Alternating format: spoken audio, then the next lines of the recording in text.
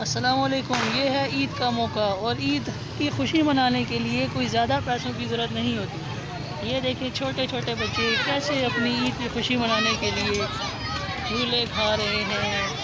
ये वाला देखें, हॉर्स राइडिंग भी हो जाएगी। और ये देखें जी, ये छोटे बच्चों के लिए पिंग है और ये बड़ी सी कश्ती लगी है। कश्ती की तरफ करें जी। वाह, हटो जी।